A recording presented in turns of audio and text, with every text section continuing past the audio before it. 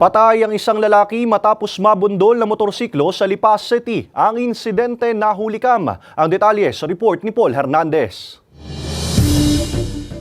Tumatawid sa pedestrian lane ang lalaking yan sa highway ng Barangay Tambol, Lipa, Batangas kahapon ng umaga nang mabundol ng paparating na motorsiklo. Parehong tumilapon ang lalaking tumatawid at ang rider. Nagdatingan ang mga tao sa pinangyarihan ng insidente at ilang saglit lang umalis din ang rider.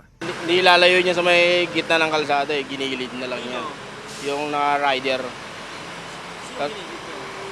Yung nabangga po niya matanda. Tapos pagkatapos, nung may mga tao na ron, ayun, nung tinayo niya yung motor niya, sabay alis na siya. Nadala pa sa ospital ang 67 anyos na biktima pero kalaunay binawian din ang buhay dahil sa tindi na pinsala sa ulo at katawan nito. Pauwi na raw noon ang biktima sa bahay galing sa kamag-anak at kaibigan.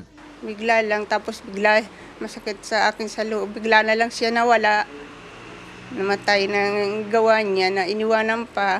Nire-review ng mga otoridad ang mga CCTV malapit sa lugar na maaaring makatulong para matunto ng rider. Nakipag-coordinate na rin po kami sa kapulisan ng Lipa.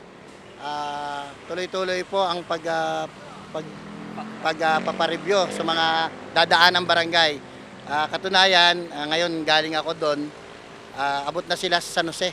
Nananawagan din ang pamilya ng nasawing biktima sa rider na lumitaw at panagutan ng pangyayari. Kung sino man nakakakita ng naka-aksidente po sa asawa ko, sana po na siya sa pulis, magsuko na po siya. Nagsasagawa pa ang Traffic Investigation Unit ng Lipa Police ng follow-up investigation.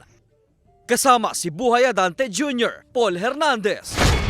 Balitang Southern Tagalog.